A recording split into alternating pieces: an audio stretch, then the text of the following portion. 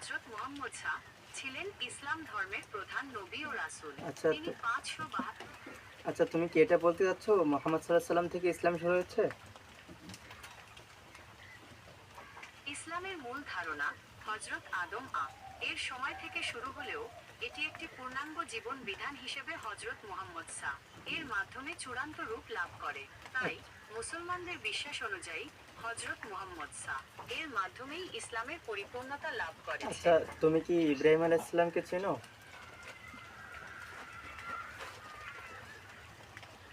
হুম। হ্যাঁ, হযরত ইব্রাহিম ছিলেন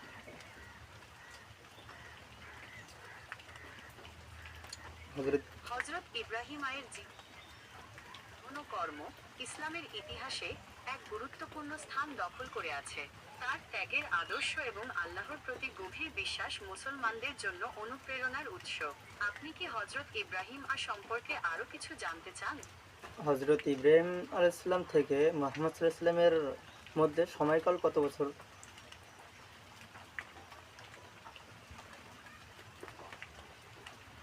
হযরত ইব্রাহিম থেকে হযরত মুহাম্মদ শাহ এর মধ্যে কয়েক হাজার বছরের ব্যবধান ছিল।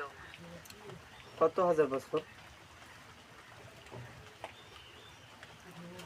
এটা নির্ভর করে আপনি কোন উৎস থেকে তথ্য নিচ্ছেন। তবে সাধারণভাবে মনে করা হয় এই সময়কাল প্রায় 2000 থেকে 4000 বছরের মতো। 2000 থেকে 4000। আচ্ছা, তুমি কি নূহ আলাইহিস সালামকে চেনো? অবশ্যই হযরত নূহ ছিলেন একজন গুরুত্বপূর্ণ নবী এবং ইসলামে তিনি বিশেষ মর্যাদার অধিকারী। মুসলমানদের কাছে তিনি ধৈর্য ও সহনশীলতার প্রতীক এবং তার গল্প কুরআনে বিস্তারিতভাবে বর্ণিত হয়েছে। আপনি কি হযরত নূহ সম্পর্কে আরো কিছু জানতে চান? আচ্ছা, নূহ আলাইহিস সালাম থেকে মুহাম্মদ সাল্লাল্লাহু আলাইহি সাল্লাম পর্যন্ত এই সময়ের মধ্যে কত বছরের গ্যাপ? এই সময়ের মধ্যে কয়েক হাজার বছরের ব্যবধান ছিল বলে ধারণা করা হয়। কয় হাজার বছর? হযরত নূহ থেকে হযরত মুহাম্মদ সা পর্যন্ত কয়েক হাজার বছরের ব্যবধান ছিল বলে ধারণা করা হয়। তবে এই সময়ের সঠিক পরিমাপ নির্ধারণ করা কঠিন। বিভিন্ন সূত্র থেকে বিভিন্ন রকম তথ্য পাওয়া যায়। যেমন?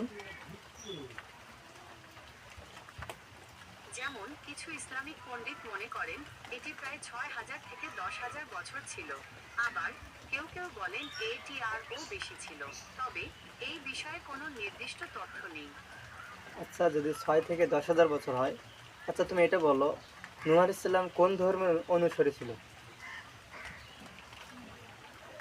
ইসলামের মূল ধারণা হযরত আদম এর সময় থেকে শুরু হলেও এটি একটি পূর্ণাঙ্গ জীবন বিধান হিসেবে হযরত মুহাম্মদ সা এর মাধ্যমে চূড়ান্ত রূপ লাভ করে। তাই মুসলমানদের বিশ্বাস অনুযায়ী হযরত মুহাম্মদ সা এর মাধ্যমেই ইসলামের পরিপূর্ণতা লাভ করেছে। আচ্ছা, আমি বলছি নূহ আলাইহিস সালাম কোন ধর্মের অনুসারী ছিল? হযরত নূহ ছিলেন ইসলামের একজন গুরুত্বপূর্ণ নবী। তিনি আল্লাহর আদেশে একটি বিশাল নৌকা তৈরি করেছিলেন এবং সেই নৌকায় বিভিন্ন প্রাণী ও তার অনুসারীদের রক্ষা করেছিলেন। আচ্ছা, তুমি বলছো নূহ আলাইহিস সালাম থেকে মুহাম্মদ সাল্লাল্লাহু আলাইহি সাল্লাম পর্যন্ত প্রায় 6 থেকে 10,000 বছরের একটা গ্যাপ আছে, ঠিক তো? হ্যাঁ, আপনি ঠিক বলেছেন। নূহ থেকে মুহাম্মদ সা পর্যন্ত কয়েক হাজার বছরের ব্যবধান ছিল, যা বিভিন্ন ঐতিহাসিক ও ধর্মীয় সূত্র অনুযায়ী 6000 থেকে 10,000 বছর পর্যন্ত হতে পারে। আচ্ছা, তুমি কিছুক্ষণ আগে বললা যে হিন্দু ধর্ম সব থেকে প্রাচীন ধর্ম, 4000 বছরের পুরাতন। তবে ইসলাম ধর্ম কি 4000 থেকে বেশি নয়?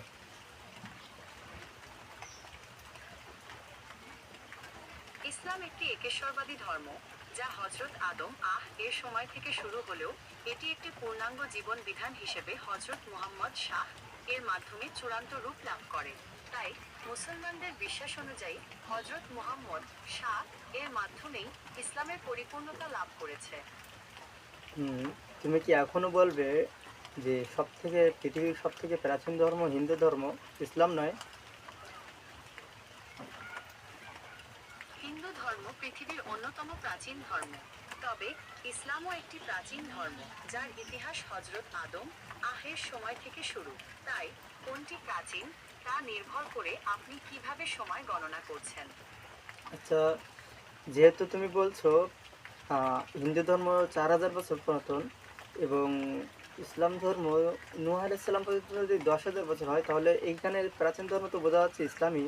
তো তুমি কেন হিন্দু ধর্মর উপরে বেশি জোর দিচ্ছ? বিভিন্ন ঐতিহাসিক ও ধর্মীয় দৃষ্টিকোণ থেকে হিন্দু ধর্ম এবং ইসলাম উভয়ই প্রাচীন ধর্ম। হিন্দু ধর্মের ইতিহাস প্রায় 4000 বছরেরও বেশি পুরনো, যা সিন্ধু সভ্যতা থেকে শুরু হয়েছে।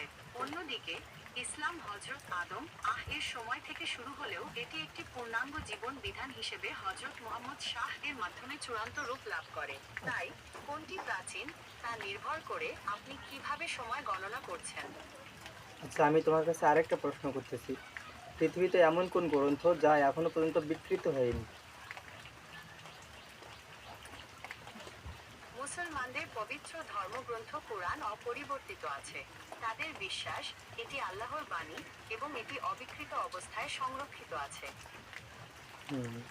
তো এই কোরআন যা বলবে এটা কি আমরা মানতে পারবো? কোরআন মুসলমানদের পবিত্র ধর্মগ্রন্থ। তারা বিশ্বাস করে কুরআন আল্লাহর বাণী এবং এটি মানবজাতির জন্য একটি পরিপূর্ণ জীবন বিধান। কোরআনে যা বলা হয়েছে তা মুসলমানদের জন্য অবশ্য পালনীয়। হুম। যদি এমনটা হয় যে পৃথিবীর মধ্যে এমন একটি কিতাব যা এখনো পর্যন্ত বিকৃত হয়নি এবং অন্যান্য ধর্মগ্রন্থগুলো বিকৃত হয়েছে, তবে এখানে আমি কি ধরে নিব যে আল কোরআনই একমাত্র কোরআন যা মানুষের জন্য জীবন ব্যবস্থা স্বরূপ সবথেকে সঠিক একটা কিতাব?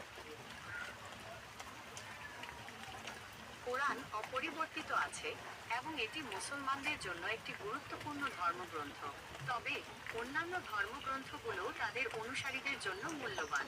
আপনি যদি বিভিন্ন ধর্মের ইতিহাস এবং বিশ্বাস সম্পর্কে জানতে চান, তাহলে আমি আপনাকে তথ্য